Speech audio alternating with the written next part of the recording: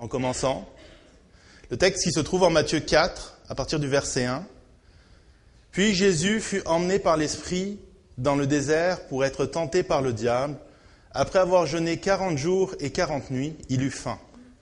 Le tentateur s'approcha et lui dit, « Si tu es le Fils de Dieu, ordonne que ces pierres deviennent des pains. » Jésus répondit, il est écrit, « L'homme ne vivra pas de pain seulement, mais de toute parole qui sort de la bouche de Dieu. » Le diable le transporta alors dans la ville sainte, le plaça sur le sommet du temple et lui dit, « Si tu es le Fils de Dieu, jette-toi en bas. » En effet, il est écrit, « Il donnera des ordres à ses anges à ton sujet, et ils te porteront sur leurs mains, de peur que ton pied ne heurte une pierre. » Jésus lui dit, « Il est aussi écrit, tu ne provoqueras pas le Seigneur ton Dieu. » On va s'arrêter là.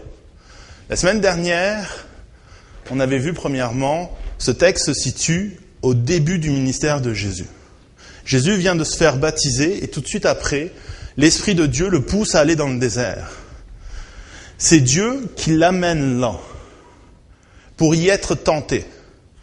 On avait dit la semaine dernière que tenter, le mot grec qu'on a traduit par tenter, c'est le même mot qui voulait dire mettre à l'épreuve, éprouver.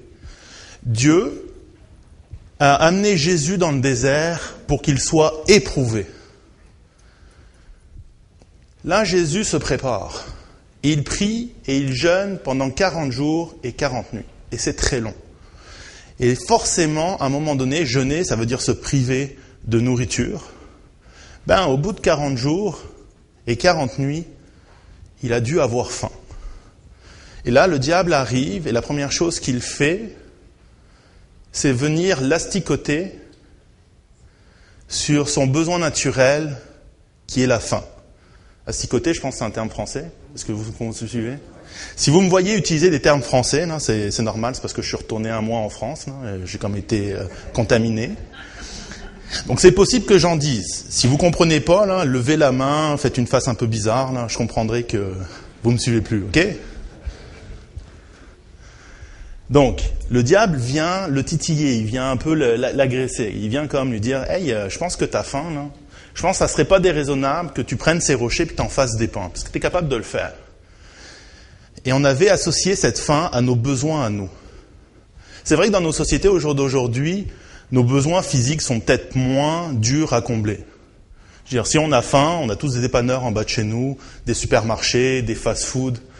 Moi, je discutais avec mon beau-frère cette semaine, on parlait justement des comparatifs entre les restaurants français et les restaurants québécois.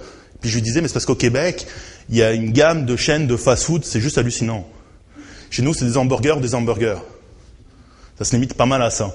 Ici, en fast-food, c'est des plats chinois, des hamburgers, des hot dogs, de la poutine, des sandwichs, il y a un peu de tout. Donc, on peut se dire comme, ça nous touche moins. Puis on avait dit, mais non, mais c'est parce qu'on parle de tous nos besoins. Notre besoin d'argent, notre besoin de confort, de sécurité. Et, qu'on le veuille ou non, c'est souvent par là que les difficultés commencent. Et ce qu'on avait dit la semaine dernière, et c'est avec quoi on est conclu, c'est cette question du besoin, elle nous ramène ultimement à en qui est-ce qu'on a confiance. En qui ou en quoi on a confiance. Est-ce qu'on fait confiance en nos propres moyens ? Est-ce qu'on fait confiance dans les choses matérielles ? Est-ce qu'on fait confiance en Dieu ? Vous en souvenez ?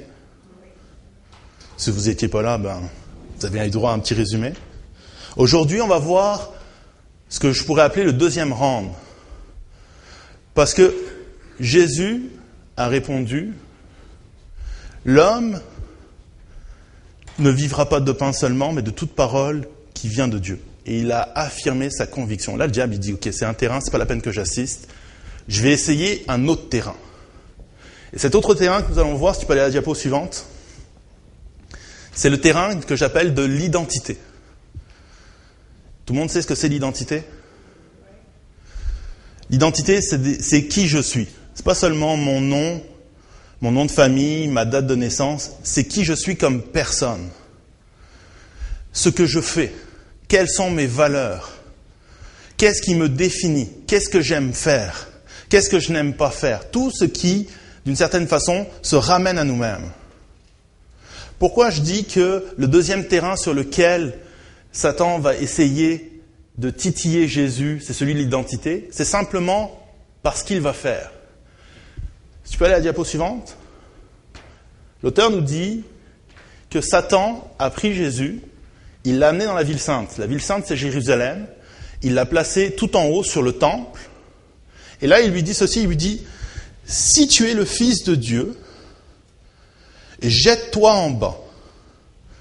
Si tu es le Fils de Dieu. » Ça, c'est ce qui définit Jésus. Es-tu vraiment ce que tu dis que tu es ? Ça, c'est le deuxième terrain sur lequel on se fait souvent, où la tentation va souvent arriver. Vous savez, quand on a des valeurs, quand on affirme des choses, il y a toujours quelqu'un qui est là, ou même nous-mêmes, pour nous rappeler ce qu'on affirme. Toute personne qui croit en Dieu, qui a déjà affirmé à l'école, que ce soit à l'école ou sur son lieu de travail, qu'il était chrétien, a toujours rencontré quelqu'un qui, à un moment donné, a fait comme « Ah ouais, toi t'es chrétien. Ah bon. T'es sûr ? Est-ce que je t'ai pas pris la dernière fois en train de dire du mal de telle ou telle personne, en train de boire un verre, en train de fumer, en train de... Tout le monde a connu ce genre de personnes-là. Dans nos valeurs aussi, on fait ça. Quand vous affirmez « moi, j'aime ma conjointe », il y a souvent quelqu'un qui va vous rappeler « Ah oui, mais cette fille-là, tu la trouvais pas jolie ? T'es sûr de toi ?» Ou vous avez toujours le bon ami qui vous dit « Mais là, tu peux pas aimer qu'une seule personne. » Il y a plein d'autres personnes sur la planète. Mais 7 milliards d'habitants. Le terrain de l'identité.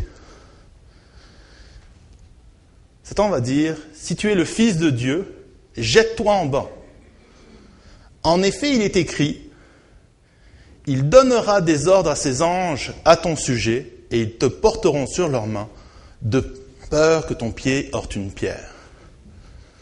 Avez-vous vu le changement de stratégie du diable ?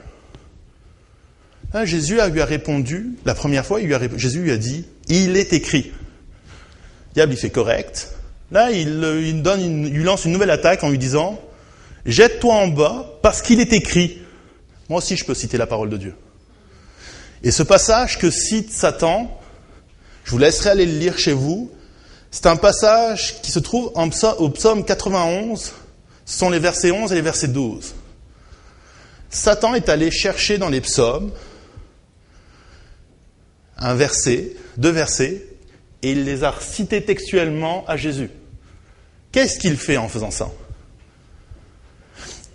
Il utilise les mêmes armes que Jésus, mais contre lui.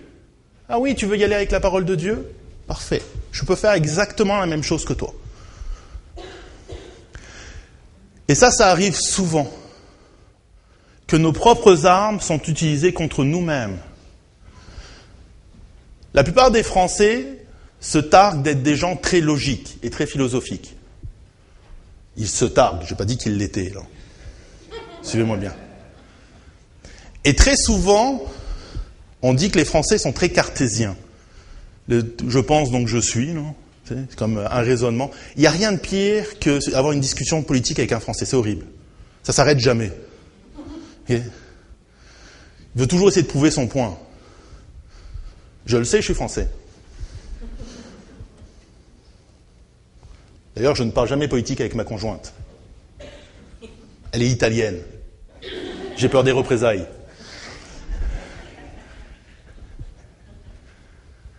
Mais ça arrive très souvent que nous utilisions notre logique pour défendre nos points.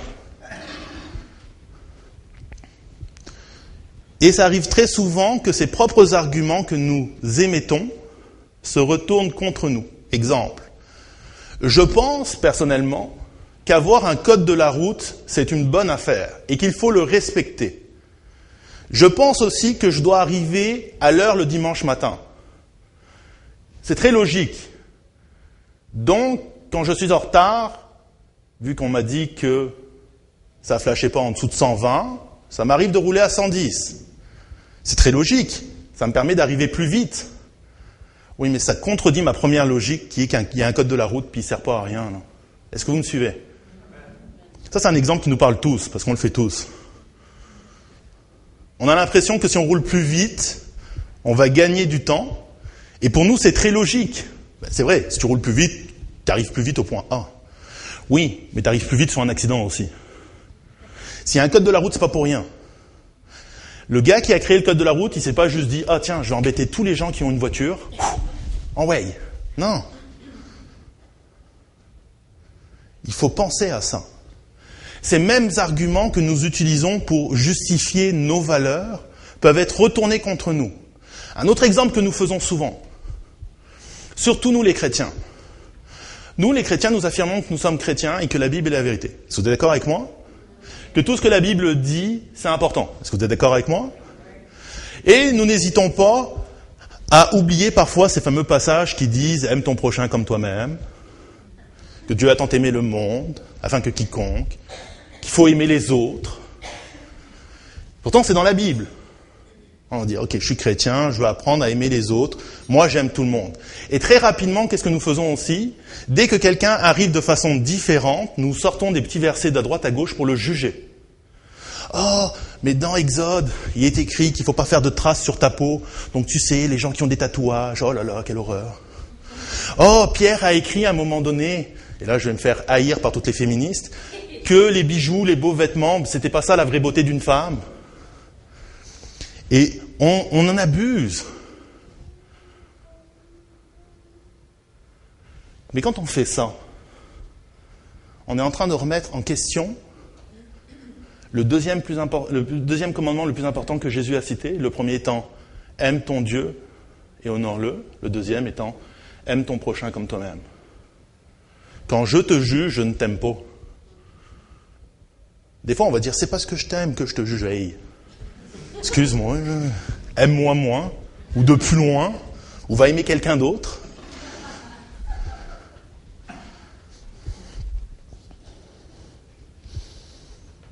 Le diable fait la même chose. J'avais un de mes profs, quand j'étais au collège biblique, en cours d'herméneutique. Alors herméneutique, là, c'est un mot très barbare. Et vous allez voir, c'est un mot qui fait bien de sortir en société. Ça, c'est l'étude de la parole de Dieu et la préparation de la prédication. Okay ? C'est ça l'herméneutique. Il nous disait toujours en herméneutique, un verset sorti de son contexte est juste un prétexte. C'est exactement ce que fait le diable. Il prend un verset, il le sort de son contexte et il l'applique dans cette situation-là. C'est la même chose que nous faisons quand nous jugeons.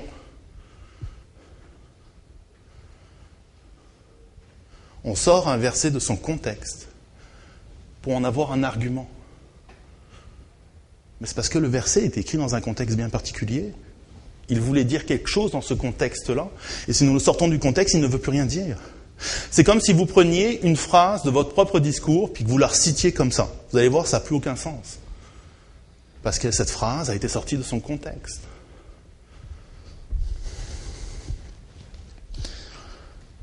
Mais le diable est malin. Il n'utilise pas seulement une référence biblique. Il ne fait pas que citer des mots. Il fait aussi référence à une prophétie qui a été écrite en Malachie, au chapitre 3, au verset 1. Je vous laisserai la relire. Cette prophétie dit simplement que Jésus, un jour, doit rentrer dans le temple de façon glorieuse et impressionnante. Et le diable fait référence à ça, effectivement. Imaginez-vous, si vous étiez juif à cette époque-là, la coutume voudrait que le samedi, vous iriez au temple pour prier. Okay, vous imaginez, vous allez au temple. Il y a plein de juifs autour de vous. Et d'un seul coup, vous voyez quelqu'un qui tombe du ciel. Puis il y a des anges qui viennent porter ses pieds. Hey, méchante entrée en matière. Moi, je me rappelle quand j'étais jeune, je suivais la lutte américaine. Il y a quelque chose qui me fascinait toujours dans la lutte américaine. C'est plus le personnage était important, plus l'entrée, quand il arrivait sur le ring, était comme monstrueuse. Genre Hulk Hogan. Hulk Hogan arrivait, il y avait des feux d'artifice qui partaient dans tous les sens. Il déchirait son t-shirt. Hey, tu savais que quand tu étais l'adversaire du Hulk Hogan, tu allais passer un mauvais quart d'heure. Tu voulais pas être le t-shirt.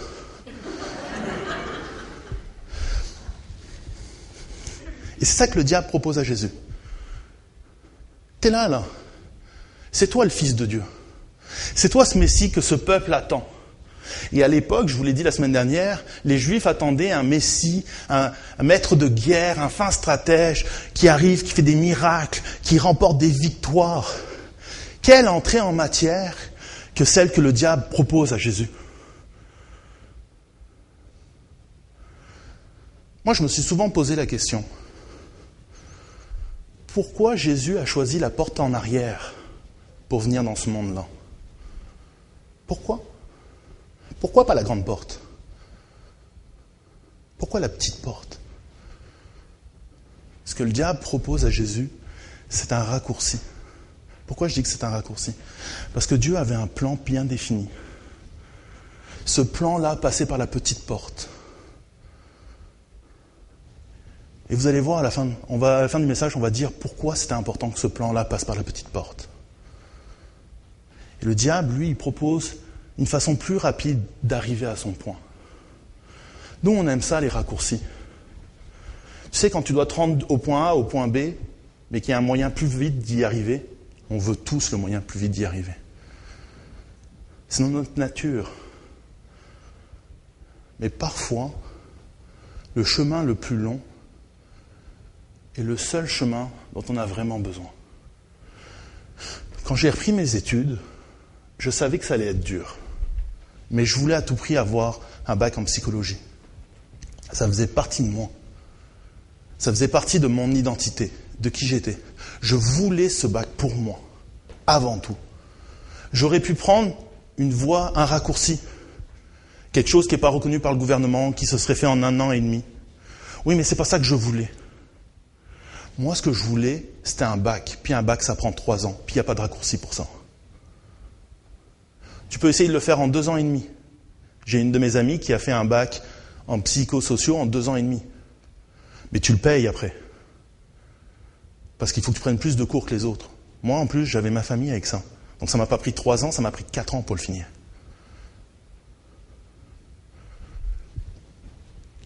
Prendre des raccourcis, prendre le raccourci n'est pas forcément le meilleur choix.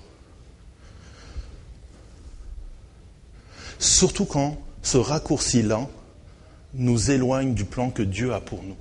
Je dis souvent à la jeunesse, vous savez, Dieu a des bonnes choses pour vous. Ce que Dieu veut, c'est votre bonheur.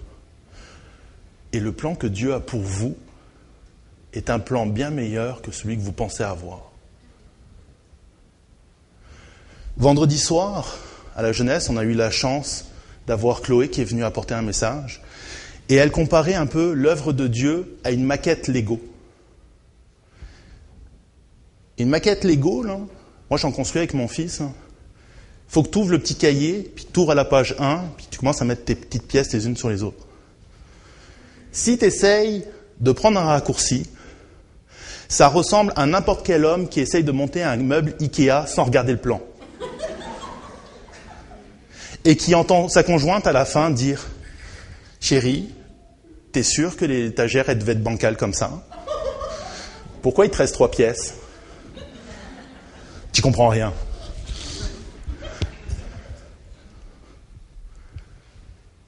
Étape par étape, bloc par bloc.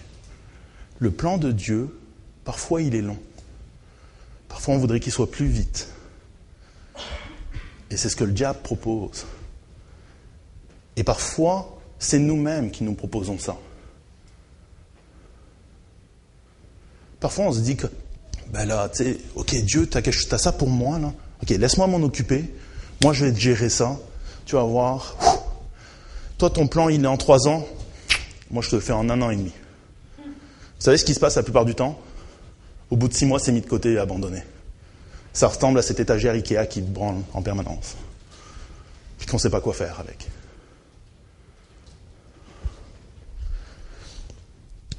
Jésus aurait pu prendre ce raccourci-là. Mais qu'est-ce qu'il aurait fait s'il avait fait ça? Il aurait remis en question le plan que Dieu avait pour son ministère.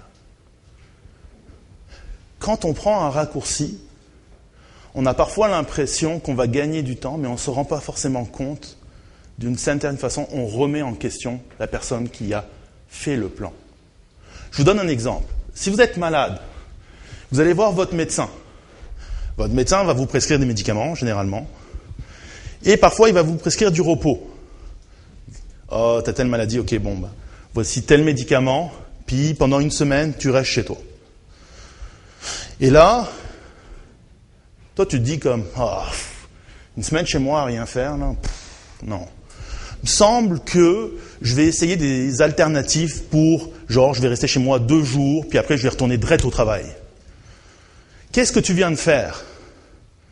Tu viens de remettre en question le diagnostic du médecin. Tu viens de dire, moi mon médecin, là, il y connaît rien, je suis sûr que j'y connais plus que lui. Juste au cas où, médecine c'est 7 ans d'études. Si vous pensez en savoir plus que votre médecin, c'est 7 ans d'études. Moi personnellement, je préfère faire confiance à votre médecin qu'à vous-même. N'en veuillez pas.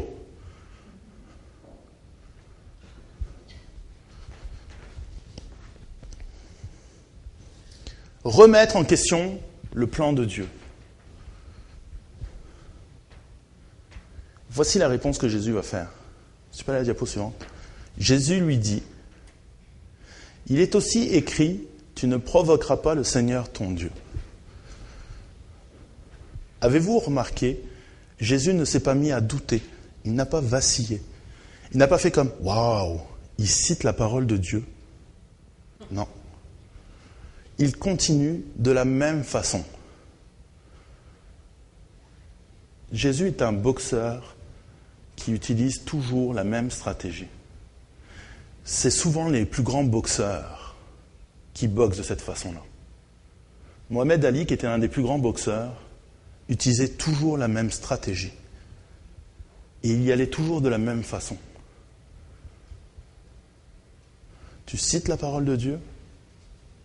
Très bien. Voici ma réponse.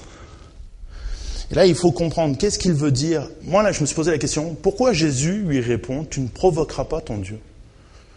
C'est pas ce que Satan lui a proposé de faire. Satan lui a pas dit, défie Dieu.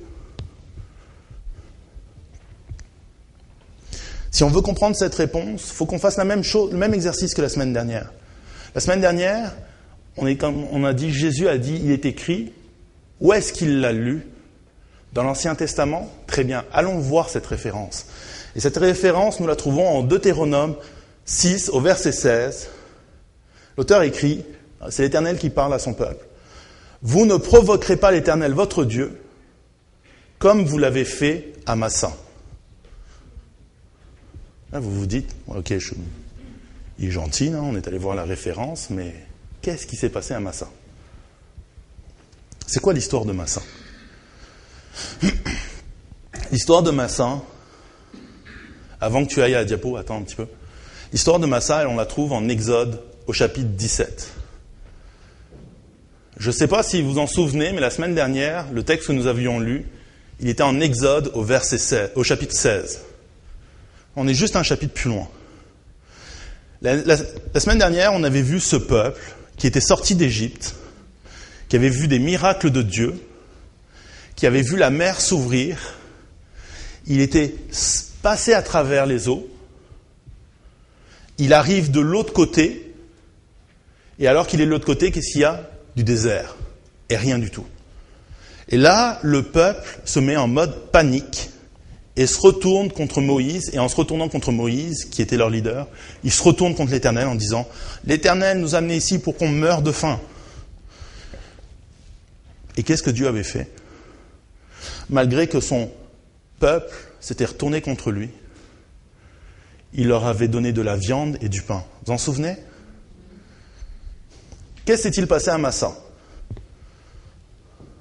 Toute l'assemblée des Israélites partit du désert de Sim pour parcourir les étapes que l'Éternel leur avait ordonnées.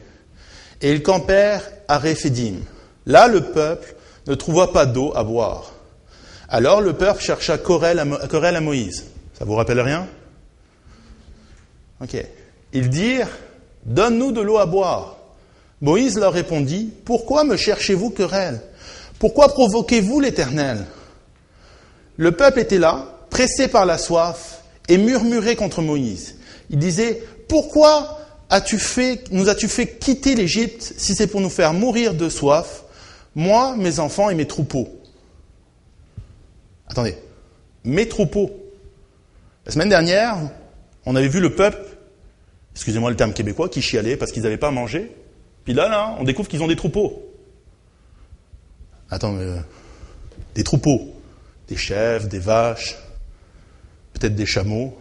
J'ai jamais mangé de la viande de chameau, mais je suis sûr que c'est mangeable. Donc la semaine dernière, on disait que ce peuple se plaignait parce qu'ils pensaient qu'ils allaient mourir de faim. Mais ils avaient de quoi se sustenter.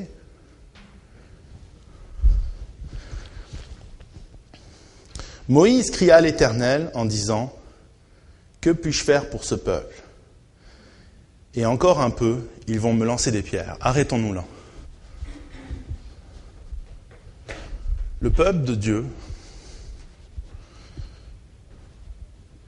il est toujours dans ce désert. Il avance. Et plus il avance, plus on a l'impression qu'il recule. Je m'explique. Dieu les a fait sortir de l'esclavage de l'Égypte. Il les a délivrés. Il les a rendus libres. Ils ont traversé l'eau alors que l'armée de Pharaon allait leur foncer dessus et menaçait de les tuer. Il les a sauvés en ouvrant les eaux. Et le texte dit que la mer s'est refermée sur l'armée de Pharaon. Il les a protégés. Dieu a pris soin d'eux. Et là, ils arrivent dans ce désert. Il n'y a plus d'Égyptiens, il n'y a plus de menaces. Et ils se mettent en mode panique à la moindre galère qu'ils rencontrent. Au moindre problème qu'ils rencontrent. Et nous réagissons souvent de la même façon. À chaque fois qu'une tentation ou qu'une épreuve arrive, on se remet en mode panique. Et on oublie un petit peu tout ce qui s'est déjà produit dans le passé. On oublie tout ce par quoi on est passé. Et on oublie tout ce que Dieu a déjà fait pour nous.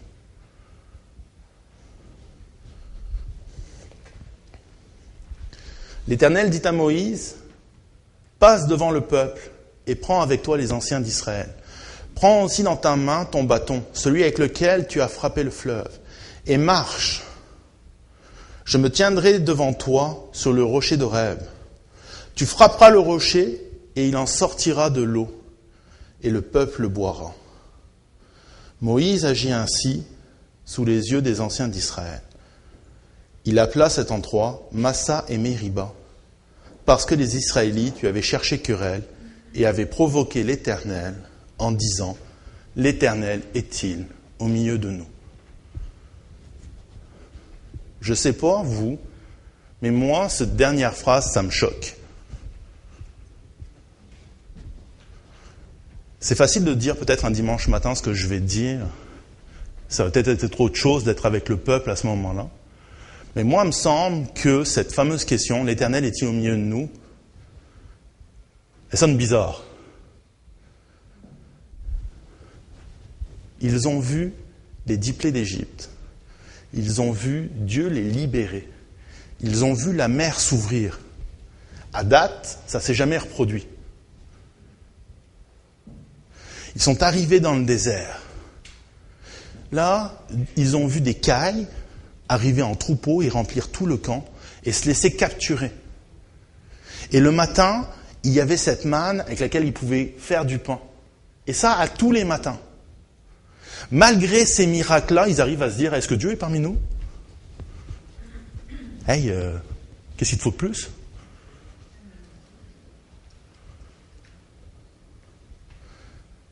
C'est impressionnant. C'est comme si moi, en ce moment, je mangeais québécois, je m'habillais québécois, je vivais au Québec, puis je me disais, est-ce que je suis au Québec ? Je suis pas sûr, là. Ça parle français, c'est bizarre. Il y a comme une incohérence.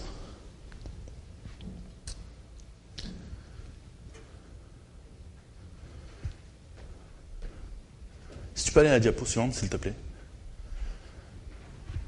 Je ne sais pas si on s'en rend forcément compte, mais dans son attitude, le peuple provoque Dieu. Ce peuple-là, reviens en arrière s'il te plaît. Ce peuple-là ressemble à un enfant. Moi, en ce moment, mon fils, il est obsédé, il veut un chihuahua. Ok ?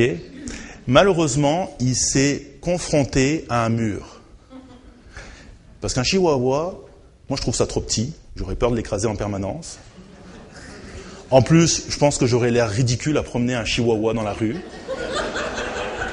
Non mais c'est vrai. J'ai une image, moi, qui me revient toujours en tête. À une époque où ma conjointe travaillait en face de la maison, moi souvent j'allais la rejoindre le midi pour manger avec elle. Et un jour, je sors de chez moi et je vois un espèce de gros Hummer noir chromé. Et à l'intérieur du Hummer, il y avait 2 mastodontes black, des vrais rappeurs, tu sais, avec la casquette, les grosses chaînes en or et tout, et l'attitude. Et le gars tenait son chihuahua à la portière pour qu'il prenne l'air. Là, je dis, il y a quelque chose qui colle pas dans le décor, tu sais. La deuxième raison, c'est que je trouve qu'un chihuahua, c'est pas beau. Donc j'ai essayé d'expliquer à mon fils, écoute, oublie ça, le chihuahua, non, c'est trop petit. Papa, lui, s'il prend un jour un chien, en plus on a un chat en ce moment, tu sais, donc un parasite à la maison, ça suffit. Mais si un jour on prend un chien, il va être un peu plus gros. Et là, la stratégie qu'a développée Aaron, c'est une stratégie de « je vais te contrer, papa ». Exemple, tu sais, papa, un petit chien, quand tu lui lances la balle, il la ramène. Un gros chien, non. Il la garde pour lui. Bon, t'as vu ça où? Tu sais, papa, les petits chiens, ils sont gentils. Les gros chiens, ils sont méchants. Ils n'arrêtent pas d'aboyer. Non, c'est plutôt les petits chiens qui aboient tout le temps. La plus drôle qu'il m'a faite un jour, c'est, tu sais, papa, les petits chiens, c'est Jésus qui les a créés, pas les gros.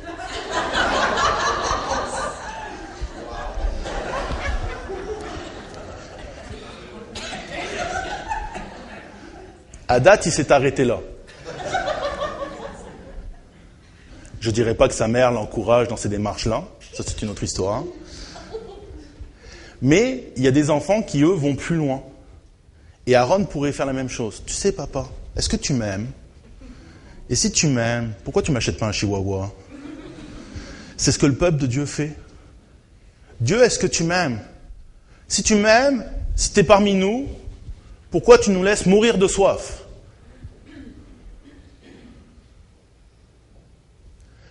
Ils s'en prennent à Dieu. Tu peux aller au point suivant. Si, quand l'épreuve vient, si on s'en prend à Dieu, on sort Dieu de l'équation. Moi, là, me faire entendre dire « Si tu m'aimes, tu m'achèteras un chihuahua », j'aurais tendance à dire « C'est parce que je t'aime que je t'achète pas un chihuahua ». T'as compris? C'est aussi parce que je m'aime, là, mais ça, c'est une autre raison.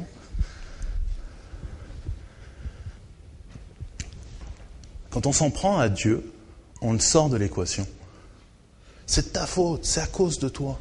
Encore une fois, et vous savez, la réalité, c'est que c'est pas à cause de lui. Là, on pourrait dire, mais oui, mais c'est Moïse qui les a amenés là, donc c'est forcément la faute de Moïse. Bon, premièrement, ça peut arriver que Moïse ait un mauvais GPS et soit trompé de lieu. Deuxièmement, c'est pas forcément la faute à Moïse s'il n'y a pas d'eau à cet endroit-là.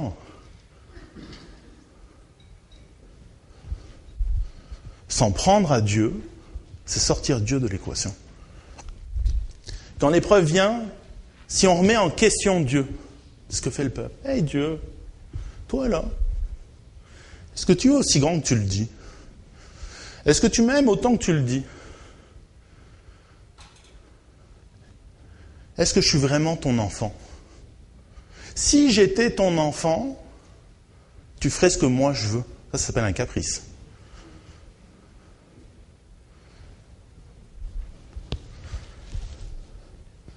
Et en faisant un caprice, qu'est-ce qu'on fait?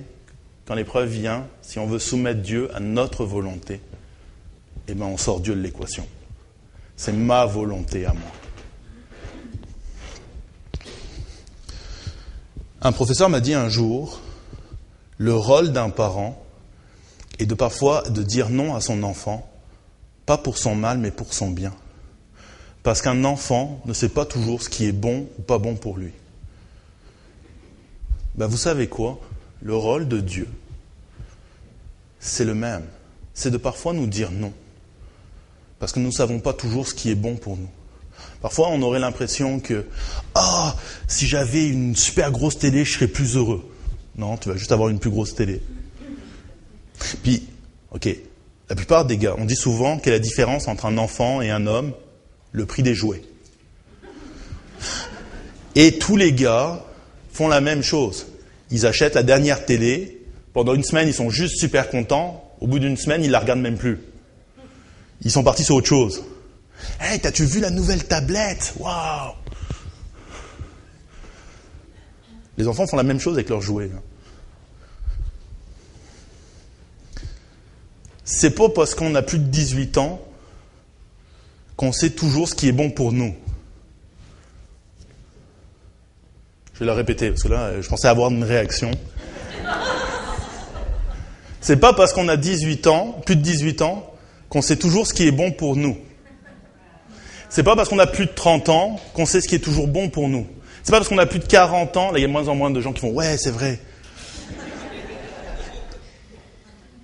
On pense souvent qu'avec l'âge, on acquiert la sagesse.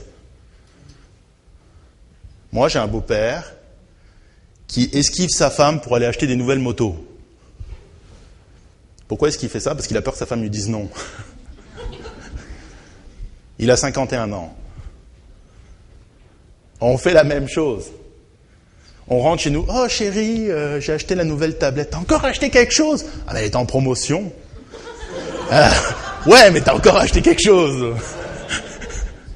Oh là, hé, calme-toi.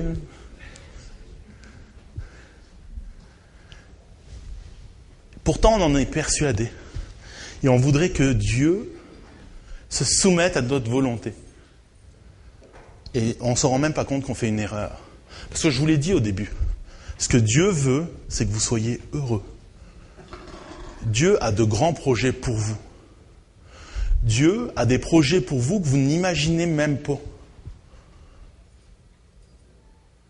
Moi, si à 16 ans, Dieu m'avait dit « tu vas t'en aller au Québec », j'aurais dit « oui, c'est ça, t'as raison. Ouais. » Dieu a des grands projets pour vous. Et parfois, vous voyez des choses, puis parfois, vous avez des impressions. Puis vous vous dites « ah, je suis sûr que je suis sur la bonne voie, sur la bonne direction. » Puis à un moment donné, on frappe un mur.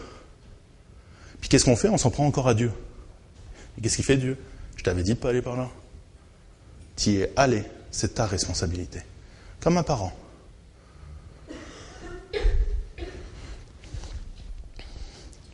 Quand l'épreuve vient, si on prend des raccourcis, eh ben on risque simplement de passer à côté du destin que Dieu a pour nous. C'est ce que Jésus aurait risqué s'il avait perdu cette bataille, ce round face au diable. Parce que le plan de Dieu était qu'il passe par la petite porte. Pourquoi c'était important que Jésus passe par la petite porte? Rappelez-vous, Jésus, le Fils de Dieu, est né dans une étable. Toute personne qui a déjà vu une étable dans sa vie se dit c'est le pire endroit où tu peux accoucher. Oublie l'épidurale. T'es dans une étable. Avec bruit d'ambiance. Cochon, âne, vache et cheval. Jésus a grandi. Jésus a commencé petit. 12 hommes, puis 5000, puis des milliers. Et il est enfin rentré, après 3 ans, il est enfin rentré à Jérusalem. Il a été accueilli. Puis une fois que tout le monde l'a accueilli avec joie et cri, qu'est-ce qu'ils ont fait? Ils l'ont crucifié. Pourquoi Jésus avait-il besoin de passer par cette petite porte? Simplement parce qu'au jour d'aujourd'hui, le Dieu dans lequel moi je crois, ce Jésus, il sait ce que c'est la souffrance, parce qu'il l'a vécu aussi. Quand je partage mes souffrances à Dieu, il sait ce que je vis, parce qu'il l'a vécu aussi. Est-ce que vous me suivez? Quand vous partagez vos souffrances à Dieu, quand vous partagez vos difficultés à Jésus, il sait ce que vous avez vécu, parce qu'il y est passé aussi. Si vous parliez avec un de vos amis qui n'était jamais passé par aucune souffrance, par aucune blessure, vous vous direz, cette personne est la pire personne avec qui je peux parler de mes problèmes, parce qu'il ne sait pas ce que c'est. Puis souvent même, quand on parle avec nos amis qui ont pourtant eu aussi des vies compliquées, on a tendance à se dire, ils ne comprennent pas ce que je vis. Oui, mais Jésus, lui, il le comprend parce qu'il l'a vécu aussi.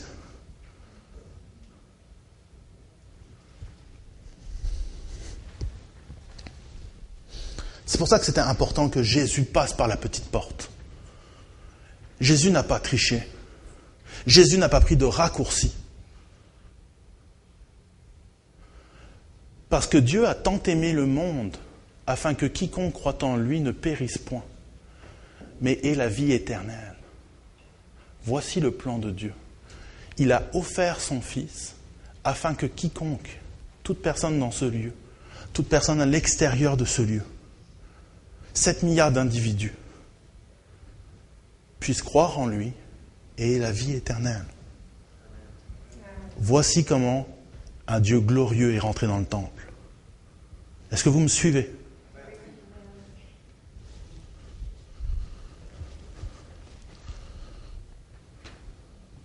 Si tu peux aller à la diapo suivante, s'il te plaît.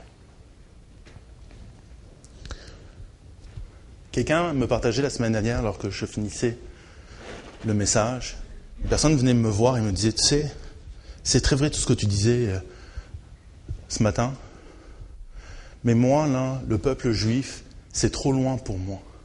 Ça me parle beaucoup moins que mes propres expériences où j'ai vu Dieu agir dans ma vie. Et il dit souvent, quand j'ai une épreuve, je me retourne en arrière et je regarde ce que Dieu a fait pour moi. Et cette personne a raison, c'est vrai. C'est vrai. Nos propres expériences ont plus d'impact sur nos vies que les expériences des autres. Ça, c'est la raison pour laquelle tous les parents sont frustrés quand ils partagent une de leurs expériences avec un de leurs enfants en disant « fais pas ça, sinon tu vas vivre la même chose que moi », puis que l'enfant le fait quand même.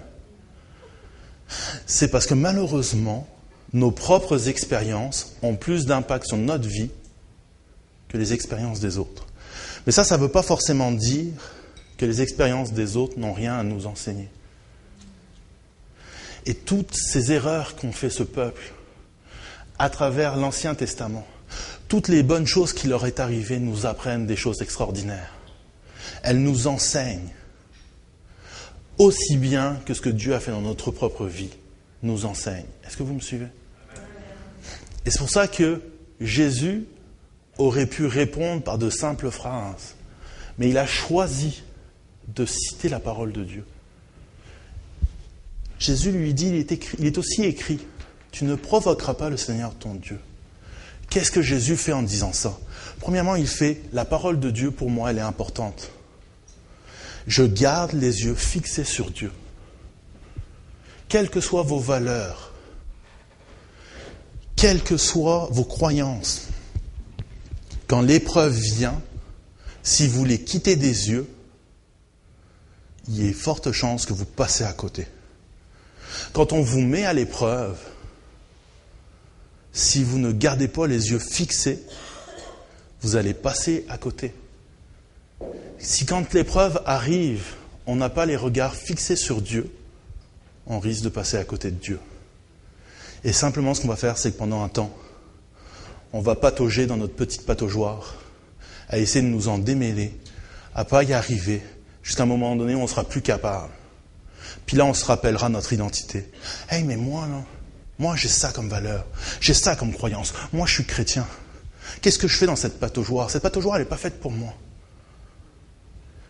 C'est en ça qu'on ressemble tellement au fils prodigue de cette fameuse parabole.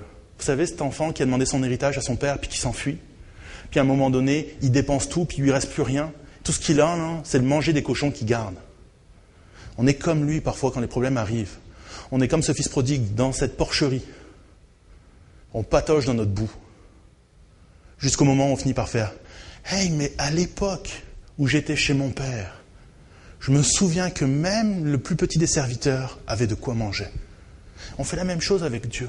« Hey, je me souviens quand je priais, quand j'allais à l'église, quand je partageais ça, quand les gens priaient pour moi, Dieu agissait. » Gardez les yeux sur Dieu. Gardez les yeux sur Dieu, oui, mais gardez confiance en Dieu.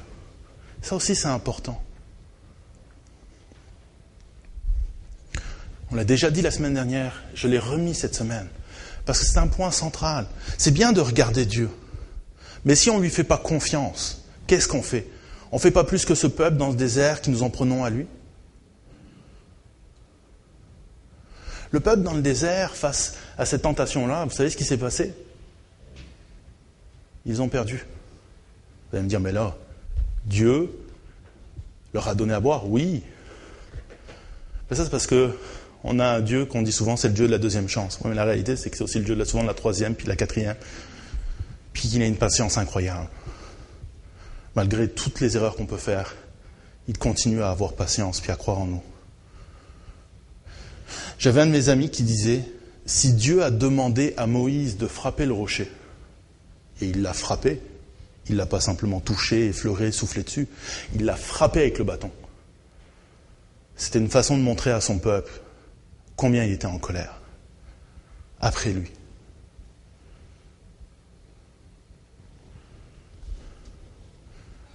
Parfois, les plans de Dieu ne sont pas les plus évidents.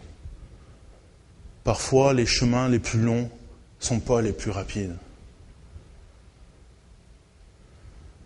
Mais c'est apprendre à faire confiance à Dieu qui va faire en sorte qu'on choisira le raccourci ou pas. Est-ce qu'on a confiance en lui ? Repensez à toutes les promesses que Dieu a faites dans votre vie.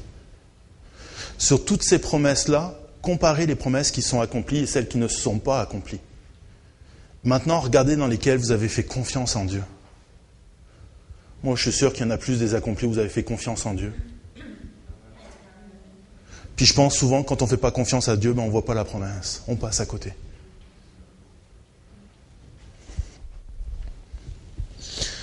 Gardez les yeux sur Dieu, gardez confiance en Dieu, mais aussi gardez les commandements, les paroles et les promesses de Dieu. Jésus a dit, il est aussi écrit.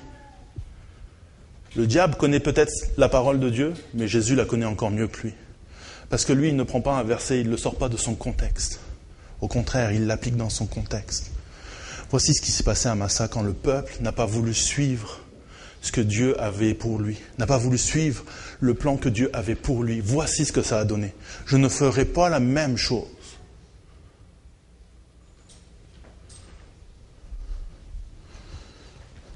Gardez les commandements et la parole de Dieu. Gardez toutes ces promesses que Dieu a mis en vous. Notez-les quelque part, disait un jour Jean-Marie. Prenez un livre, prenez un cahier, puis notez toutes les promesses que Dieu a faites pour vous. Puis vous le relirez des années après, puis vous noterez celles qui sont accomplies ou pas. Moi, je me souviens de toute ma vie. J'avais 16 ans. À un moment donné, Dieu m'a dit, un jour, tu prêcheras devant des gens. Ça a presque pris 20 ans. Mais au jour d'aujourd'hui, je suis devant vous puis je prêche.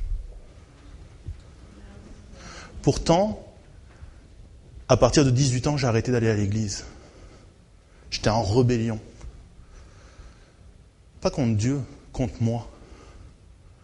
J'étais frustré après moi-même. Puis à un moment donné, j'ai décidé de me faire du mal. J'ai décidé de me mettre dans le trou, puis de m'enfoncer. Tout seul comme un grand. Mais même au fond de ce trou, Dieu est venu me chercher. Il m'a amené dans un autre pays. Là, il m'a dit, t'as pas de choix, si tu veux rester là, il va falloir que tu fasses des études bibliques. Je les ai fait.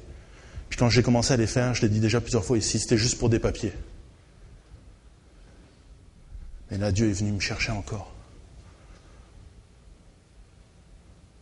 J'ai commencé à enseigner, à prêcher. J'ai commencé à aimer ça, à apprécier ça. À en vouloir en faire encore plus. Et plus j'appréciais, plus je me rendais compte quel point Dieu a toujours été fidèle avec moi.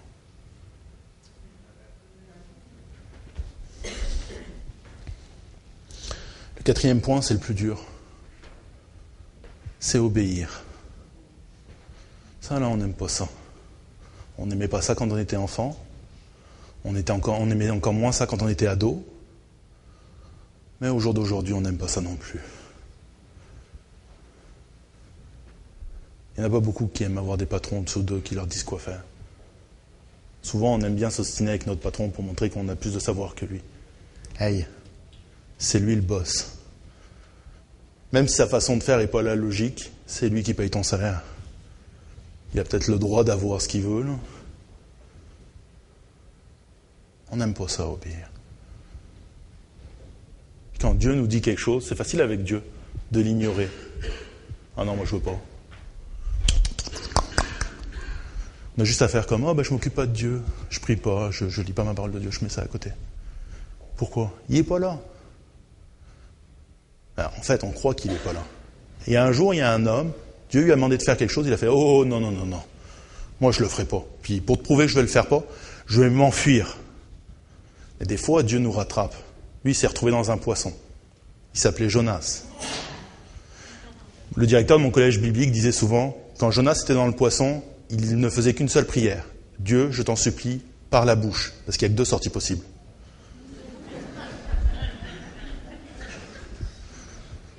Est-ce que vous voulez vous retrouver dans un poisson ? Moi, j'ai habité à Nice, proche du port. Tous les mardis matins, il y avait le marché. Et il débarquait des poissons. Je peux vous dire quelque chose. Ça sent en tabarouette.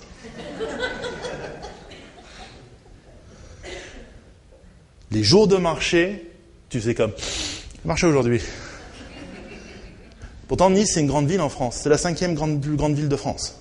Énormément d'habitants à Nice. Mais tous les Niçois savent quand c'est le marché.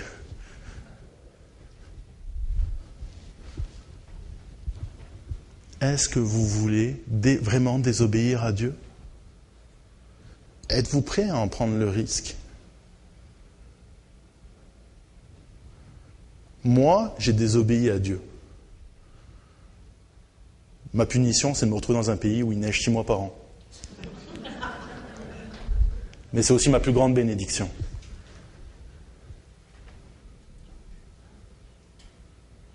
Parce que quand tu commences à obéir à Dieu, les promesses, elles reviennent, elles s'accomplissent.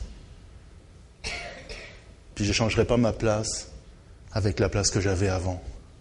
Parce que je suis bien mieux aujourd'hui, ici. Même s'il fait beau que 4 mois par an, je suis bien mieux au Québec que je l'étais chez moi. La preuve, je suis parti 1 mois en vacances chez moi. Au bout de 2 semaines, je disais à Sèvres, c'est quand qu'on rentre ? Ça me manque. Tu sais, les Français, ils n'arrêtent pas de râler, là. Ils sont agressifs, fatigants.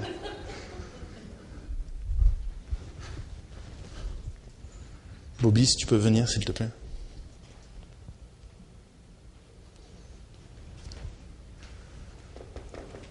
Dieu a de grandes choses pour vous. Mais ces choses ne s'accompliront qu'à une seule condition. Cette condition, c'est est-ce que vous allez suivre Dieu ?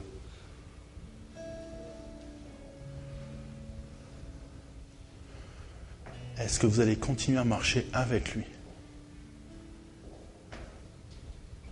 Quand l'épreuve va être là, est-ce que votre identité va être « moi, je suis quelqu'un qui me tient pour Dieu » ? Est-ce que votre réaction, ça va être « moi, je suis quelqu'un qui, dans son identité, a des valeurs. Moi, je tiens à mes amis. Je ne les jugerai pas. » Puis quand on vous donne la possibilité, est-ce que vous parlez dans leur dos ? Il faut faire attention aux valeurs qu'on prononce devant le monde. Parce que je vous l'ai dit au début, il y a toujours à un moment donné quelqu'un qui va vous les rappeler. Hey, toi là qui dis du mal de telle personne, c'est pas toi qui es chrétien? C'est pas toi qui dis que t'aimes tes amis? Moi, je pense que l'école, c'est important. Hey, toi, tu penses que l'école, c'est important? Pourquoi tu passes autant de temps sur tes jeux? Pourquoi tu fais jamais tes devoirs? Pourquoi t'étudies pas? T'es sûr que c'est important pour toi, l'école?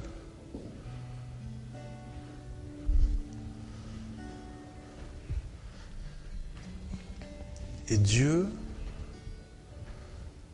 a des plans que vous n'imaginez même pas pour vous. Vous savez pourquoi? Parce que nous, on est comme ce peuple dans le désert. On est limité. Avez-vous remarqué que dès que vous avez mal quelque part, c'est comme si la douleur prenait toute la place? Si vous ne me croyez pas, faites ce test. Prenez une table basse, puis tapez-vous le petit doigt contre. Vous allez voir, pendant 5 minutes, la seule chose à laquelle vous allez penser, c'est à votre petit doigt. Pourtant, il est tout petit, votre doigt. Et ça fait tellement mal. On est tellement comme ça. C'est dans notre nature humaine.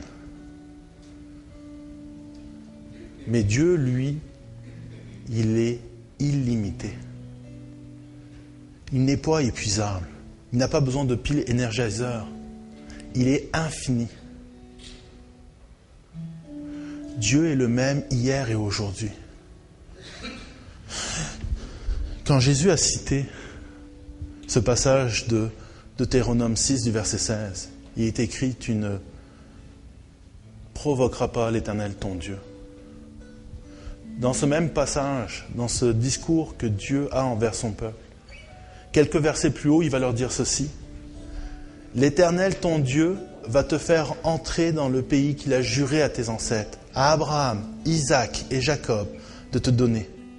Tu posséderas de grandes et de bonnes villes que tu n'as pas construites, des maisons pleines de toutes sortes de biens que tu n'as pas remplis, des citernes que tu n'as pas creusées, des vignes et des oliviers que tu n'as pas plantés. Lorsque tu mangeras à satiété, fais bien attention de ne pas oublier l'Éternel qui t'a fait sortir d'Égypte, de la maison de l'esclavage. On est en Deutéronome. Le livre qui est après Deutéronome, c'est le livre de Josué. Et le livre de Josué, il s'appelle le livre de la conquête, où Israël rentre sur la terre promise et qu'ils vont petit à petit gagner des batailles, remporter des victoires. Et cette promesse que Dieu leur a faite, ils ont obtenu des villes qu'ils n'ont pas construites. Ils ont obtenu des biens qu'ils n'ont pas amassés, des citernes qu'ils n'ont pas creusées. Dieu a été fidèle. Et Dieu a été fidèle tout au long de l'Ancien Testament, tout au long du Nouveau Testament, tout au long de l'histoire de l'Église, Dieu a été fidèle et aujourd'hui encore, il est fidèle. Comme cette personne me disait, sondez votre propre vie. Regardez vos propres expériences, puis regardez combien de fois vous avez été fidèle versus Dieu. Vous allez voir que lui a été plus fidèle que vous.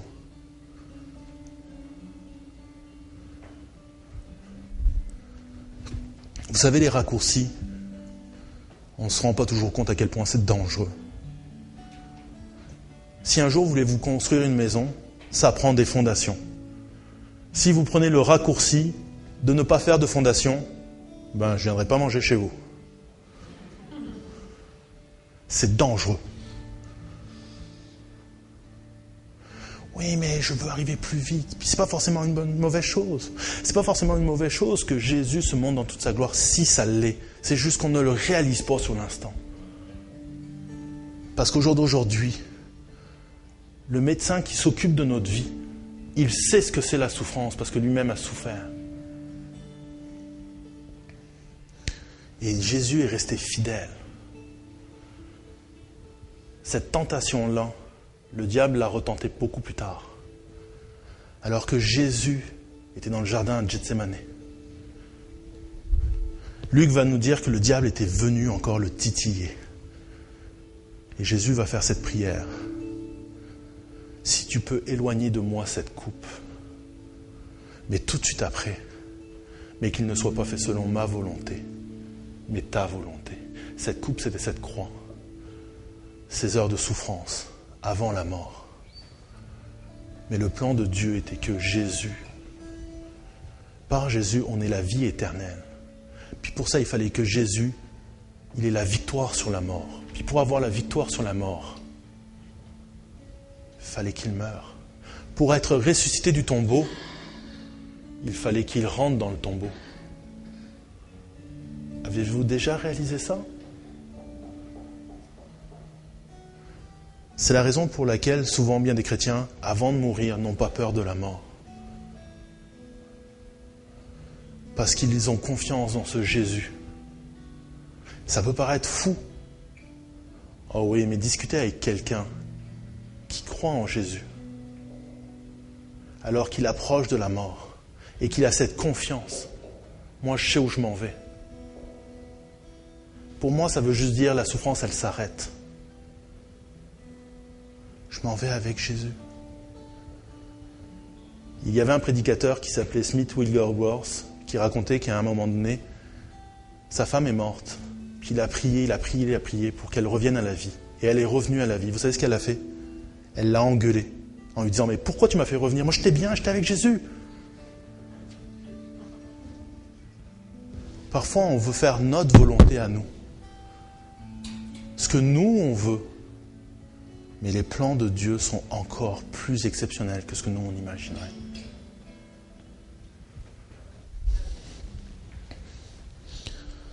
Si ce matin on peut juste fermer les yeux. Je ne ferai pas d'appel à l'avant. Je veux simplement, maintenant alors que les yeux sont fermés, que vous réfléchissez à cette question.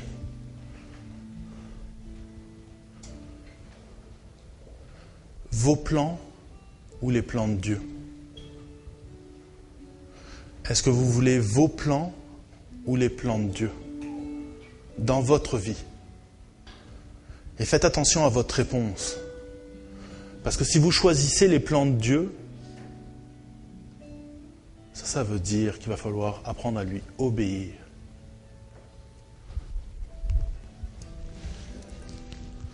Seigneur mon Dieu, merci pour tout ce que tu as fait dans ma vie.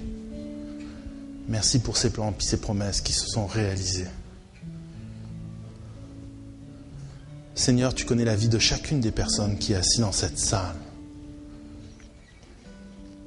Tu connais le plan extraordinaire que tu veux pour eux dans leur vie. Seigneur, dévoile-le. Montre-leur ce plan incroyable que tu as pour eux. Et aide-les dans leurs décisions à vouloir suivre tes plans, à vouloir faire de toi leur identité. Seigneur, enseigne-nous à t'obéir jour après jour, à marcher avec toi. Oh, si le peuple a chuté dans le désert, moi je crois en un Dieu qui a eu la victoire. Et parce que je crois en lui, je sais que j'aurai la victoire sur toutes les épreuves de ma vie. Dans le nom précieux de Jésus. Amen. Simplement en partant, je vous inviterai à revenir.